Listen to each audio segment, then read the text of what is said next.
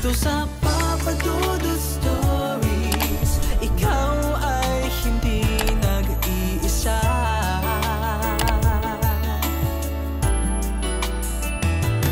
Dito sa Papa Dudut Stories, may nagmamahal sa'yo. Papa Dudut Stories. Papa Dudut Stories. Sa lahat po ng mga nakatutok ngayon, huwag pong kalimutan mag-like, mag-share at mag-subscribe. Maraming salamat po sa inyong lahat.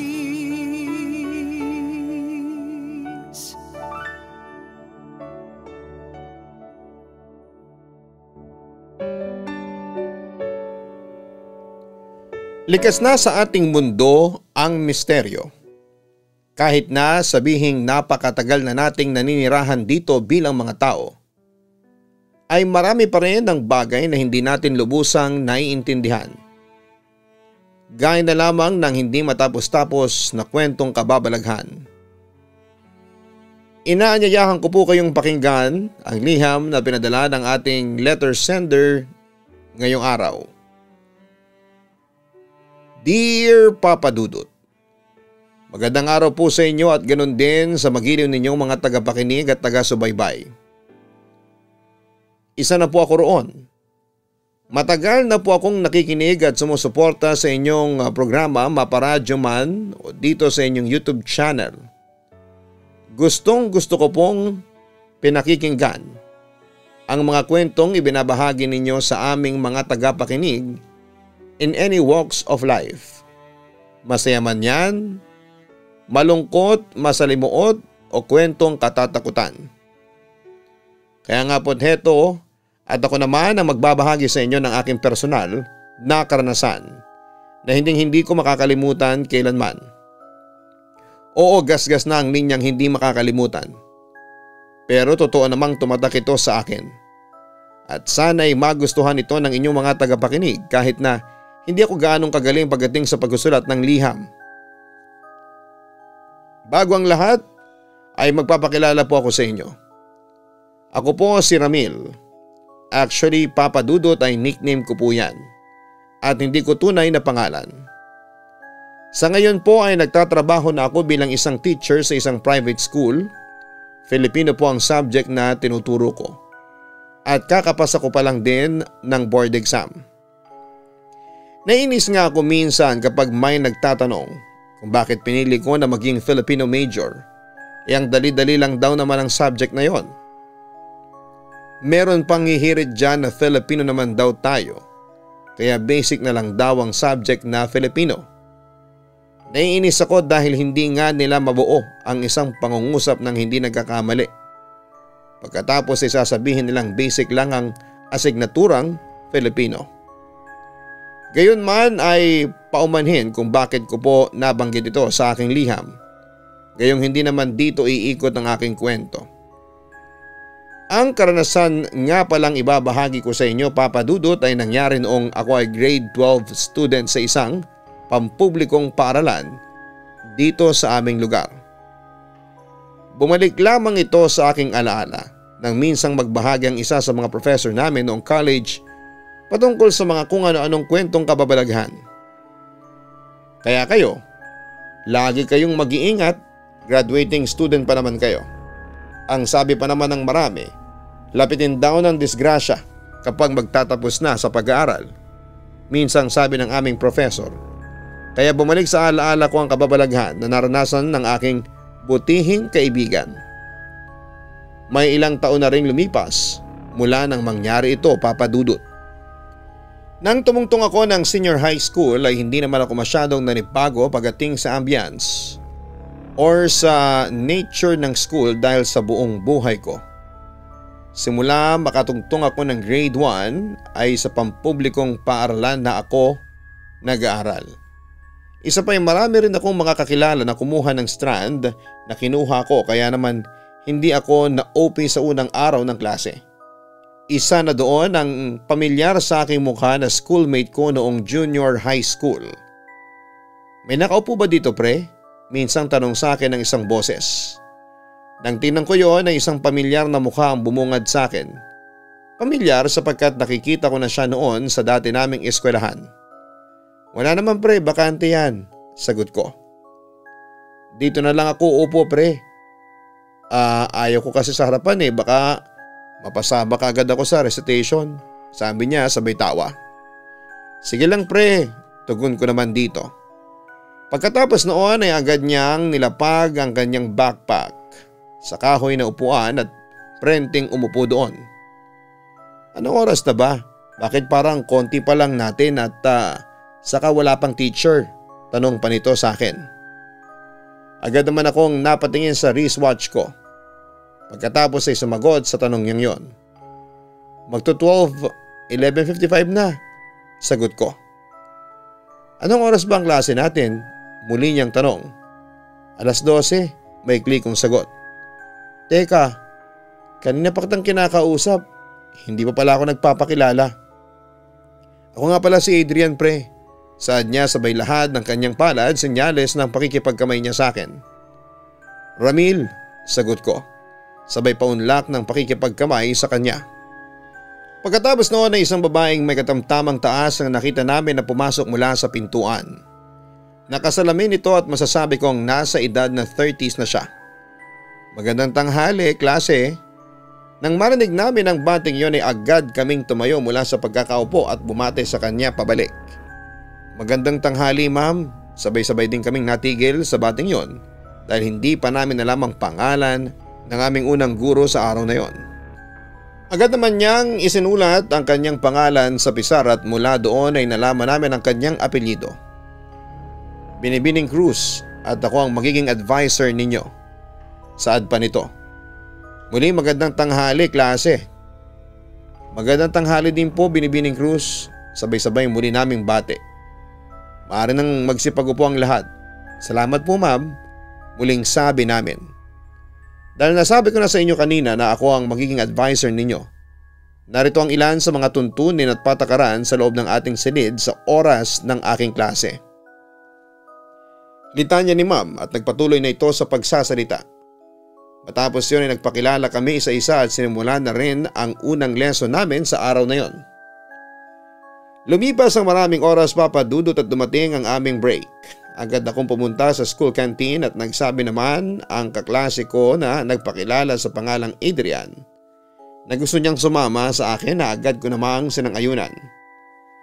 Nang makahanap kami ng pwesto sa kantin ay nagkaroon lamang kami ng pag-uusap ni Adrian tungkol sa aming mga sari-sarili at patungkol sa kung ano-anong mga bagay at doon nagsimula na medyo nagkapalagayan kami ng loob at naging magkaibigan. Lumipas ang ilang pang mga araw at mas nagkakilala kami ni Adrian. Ganon din ang aming ibang kaklase na kung dati ay nagkakahiyaan pa, ngayon ay hindi na.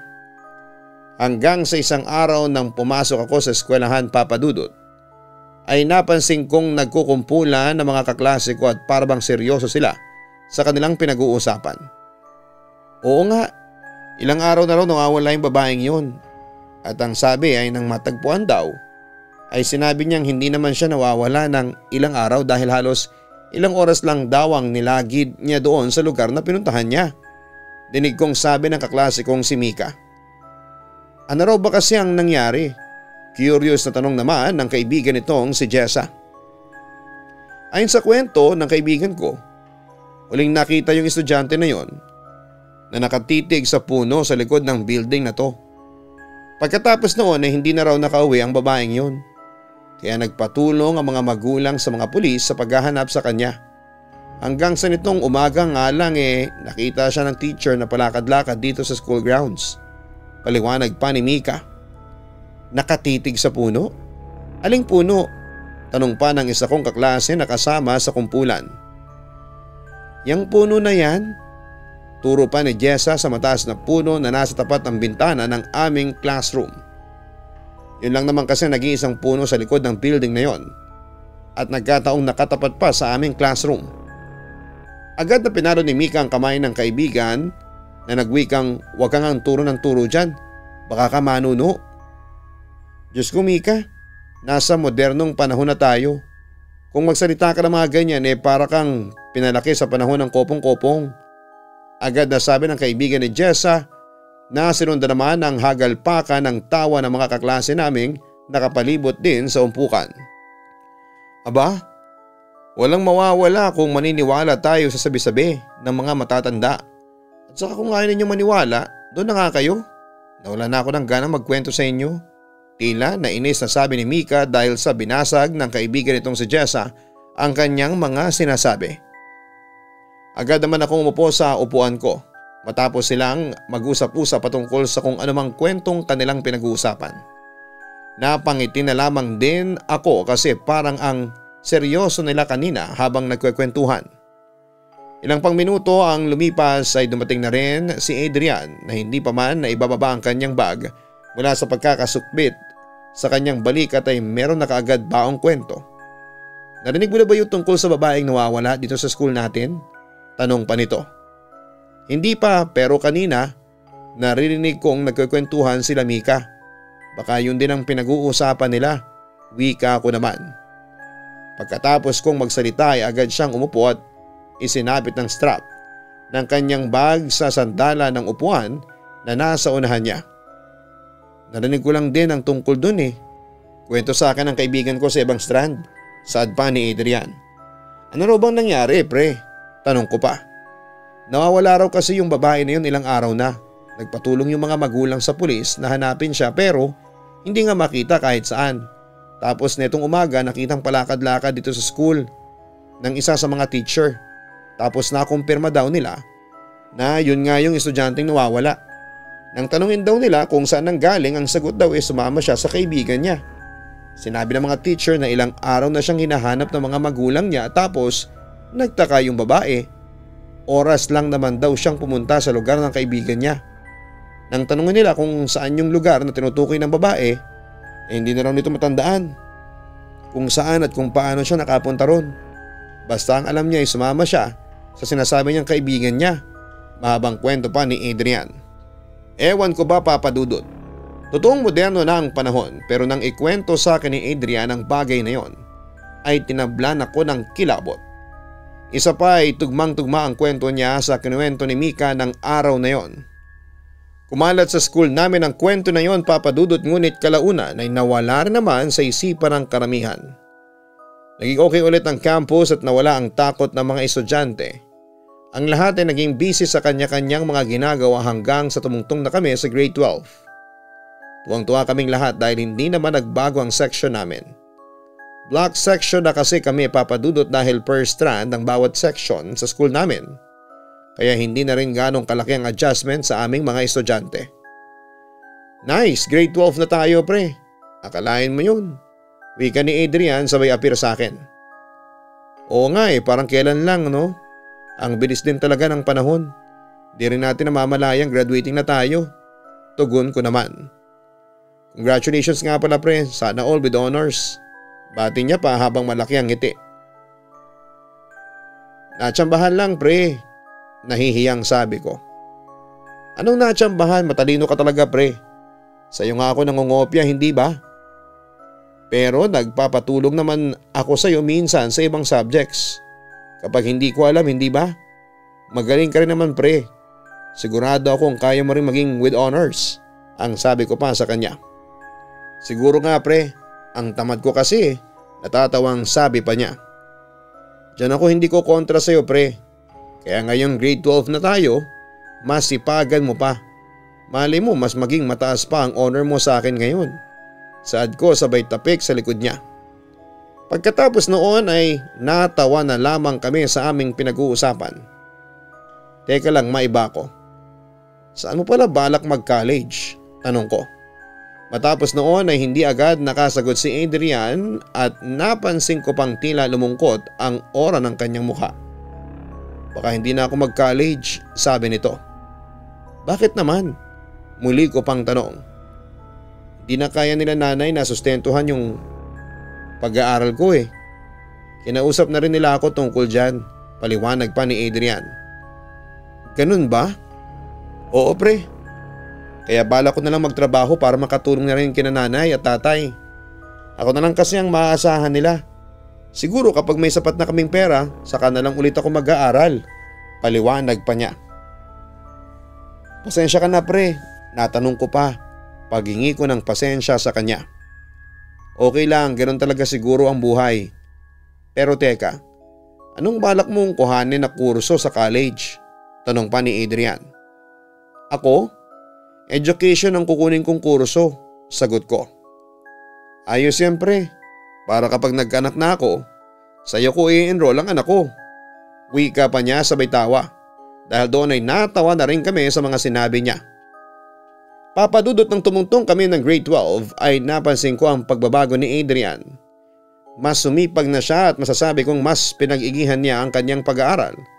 Mas mataas na rin ang nakukuha niyang marka sa mga quizzes, long test, recitation pati na rin sa mga exam kumpara noong grade 11 kami. Natuwa ko ng sobra nang makita ko ang progress niya. Minsan nga ay biniro ko pa siya na baka graduate siya ng with honors, ngunit natawa lamang siya sa mga sinabi kong yon. Naisip ko rin na isa ako sa mga matutuwa ng sobra kapag graduate kaming parehas na may karangalan pero hindi na nangyari yon, Papa Dudut. Isang bagay kasi ang nangyari na hindi namin inaasahan. Minsan kong nakita si Adrian na nananahimik at nakatitig lang sa puno sa may bintana na nasa tapat ng aming classroom. Pre, okay ka lang? Tanong ko nang tapikin ko ang kanyang balikat. Ikaw pala yan, sagot niya. Inulit ko pa ang pagtatanong kung ayos lang siya at ang sabi niya ay oo. Pagkatapos noon ay hindi na siya muli pang nagsalita at nakatitig na lamang siya sa may puno. Natapos ang oras ng klase na para bang balisa si Adrian sa buong araw. Hindi siya yung tipikal na Adrian na madaldal at medyo makulit. Sa pag-uwi ay hindi rin kami nagkasabay sa paglabas dahil may ginawa pa ako. Kinagabihan bago matulog ay inisip ko na lamang na baka may problema sa bahay si Adrian. Ganon din kasi ako kapag may family problem. Sobra ding naaapektuhan. At madalas ay wala sa huwisyong makipag-usap sa kung kanino at iniisip lang ang pinagdadaan ng problema. Naisip ko rin na pwedeng personal na problema yon. Pero bakit hindi niya na-share sa akin? Lagi naman niyang naikikwento ang mga ganap niya sa buhay kapag meron siyang pinagdadaanan. Pero naisip ko rin na minsan ay may mga bagay na hindi natin na ibabahagi kahit sa pinaka-close friends natin. Even sa ating pamilya, sinusolo natin at pinag-iisipan na lang ng magandang solusyon. Tinanong ko pa nga ang sarili ko ng mga sandaling yon. Hindi kaya na-offend si Adrian nang minsang tanungin ko kung saan siya magka-college. Pero parang ang babaw naman yata kung yun ang naging rason ng pagiging tahimik at hindi niya pakikipag-usap sa akin.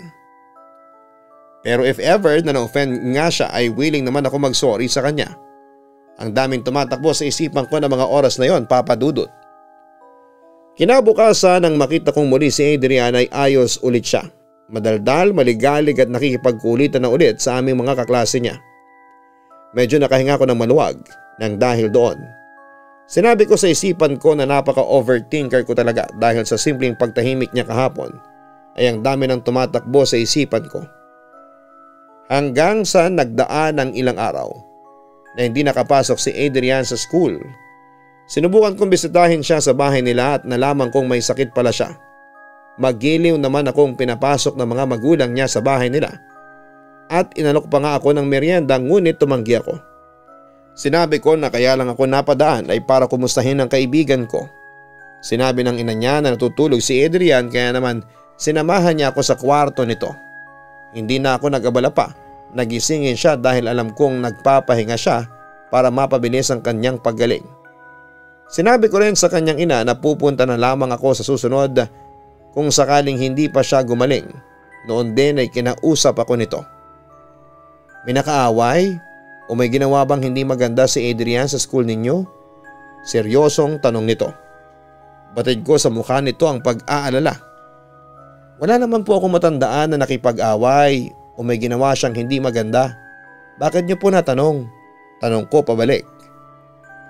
Bago siya sumagot ay umupo siya sa single sofa na medyo may kalumaan na. Napansin ko lang kasi isang araw na parang hindi na siya masyadong palakibo. Tugon nito. Napansin ko nga rin po yun nang minsan pumasok po siya ay nakatitig lang siya sa puno sa may bintana sa tapat ng classroom namin. Hindi po siya umiimik. Sinubukan ko po siyang kausapin noon. Sumagot naman siya pero saglit lang po at nanahimik na siya ulit. Pero nang kinabukasan po ay bumalik naman po siya sa pagiging masiyahin. Mahabang salaysay ko. Nagkausap na nga kami ng tatay niya para tanungin siya kung may problema siya. Nang makausap naman namin, ang sabi niya ay wala at ayos lang siya. Sa totoo lang po hindi ako sanay na tahimik si Adrian. Naisip ko nga po na baka may family problem o baka may personal na problema siya na sobra niyang iniisip at nagpapaapekto sa kanya. Sad ko pa. Ganun ba? O sige, hayaan mo't kakausapin ulit namin siya ng tatay niya. Halos wala rin kasi kaming maghapon sa bahay dahil ako ay naglalaba at ang tatay naman niya ay nagko-construction. Palagi kaming nasa trabaho kaya hindi na namin siya minsan natututukan. Nag-iisang anak lang namin si Adrian kaya nalulungkot ako para sa kanya. Baka nga mamaya may problema siya at hindi namin siya nadadamayan bilang magulang niya. Nang sabihin niyo ng nanay ni Adrian ay napansin kong napaluha ito ng bahagya na agad din naman itong pinunasan. Pasensya ka na ha. Hindi ko na dapat sinasabi sa iyo ang mga bagay na ito. Paghingi niya pa ng paumanhin. Naku, ayos lang po yun sa akin. Mauna na po siguro ako. Dumidilim na rin po kasi. May galang na paalam ko.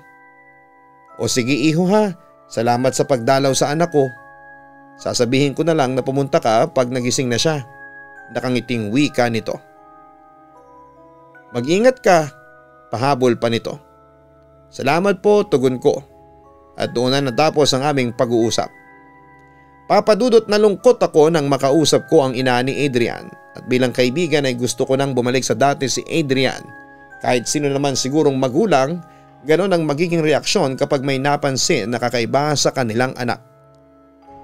2 araw pa ang lumipas ngunit hindi pa rin gumagaling si Adrian. Muli akong dumalaw sa kanilang bahay para kumustahin siya. At nagkataong gising siya kaya naman kinuha ko na ang pagkakataon para makausap siya. Papadudot na ikwento niya sa akin na minsan daw ay nawawala ang lagnat niya ngunit kinagabihan ay babalik na naman ito. Pero isa sa mga bagay na nakapukaw ng aking curiosity ay ang patungkol sa ikinuwento niya tungkol sa kanyang panaginip sa mga nagdaang gabi na may sakit siya. Ayon sa kanya ay palagi niya raw napapanaginipan ng puno sa tapat ng bintana ng aming classroom. Sa panaginip niya ay nakatayo lang siya roon at nakatingalang nakatitig sa pinakatuktok nito. Pagkatapos daw noon ay magbabago ang paligid. Biglang didilim at may mga itim na mga figura na may mga mapupulang mata ang biglang lilitaw at hahabol sa kanya.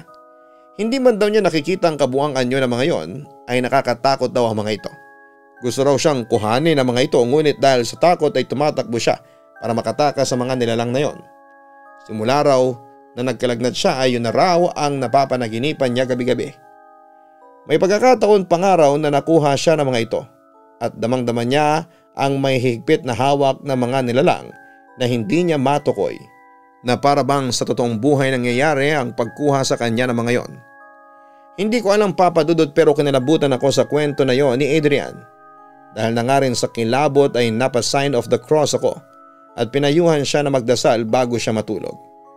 Bago ako umuwi mula sa pagdalaw sa kanya ay nagpasalamat pa siya sa akin sapagkat nag-abala pa raw ako.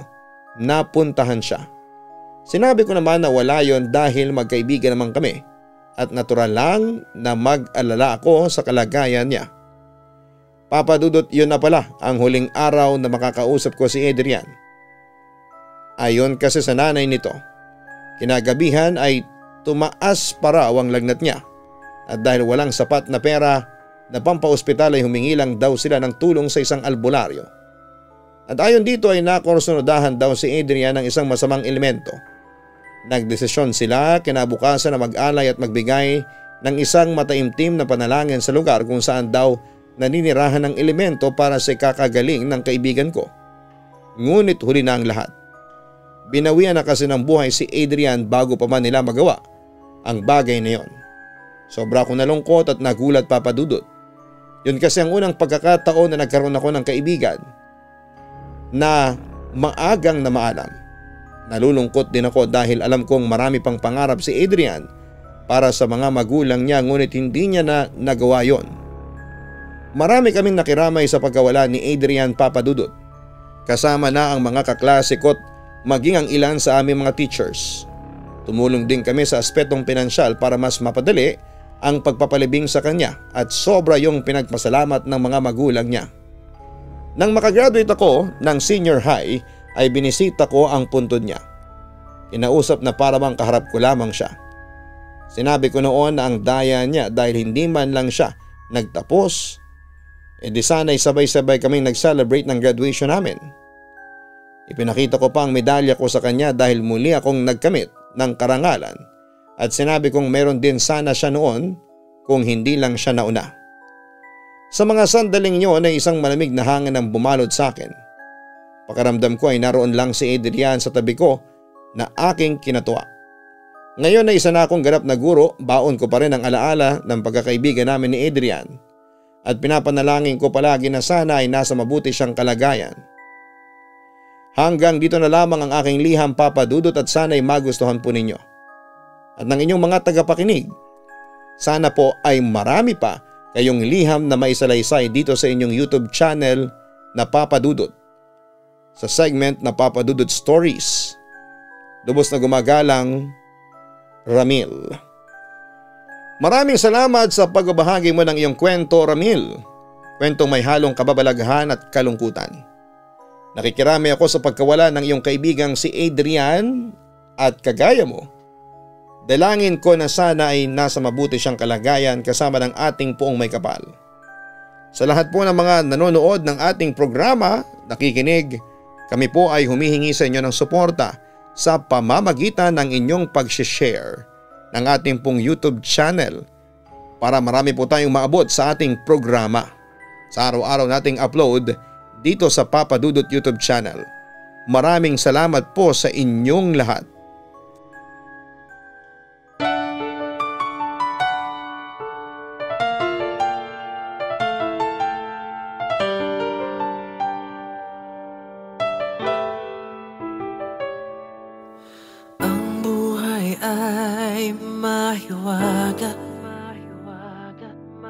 Laging may lungkot at saya sa Papa Dudut Stories. Laging may karamay ka.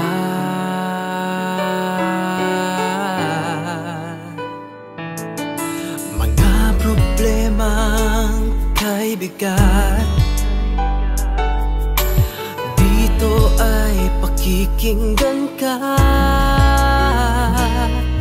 Sa Papa Dudut Stories, kami ay iyong kasama.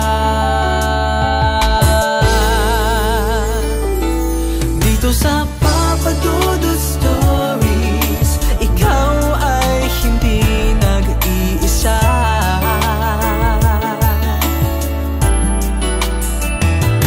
Dito sa Papa Dudut Stories, may nagmamahal sa'yo. Papa Dudut Stories, Papa Dudut Stories,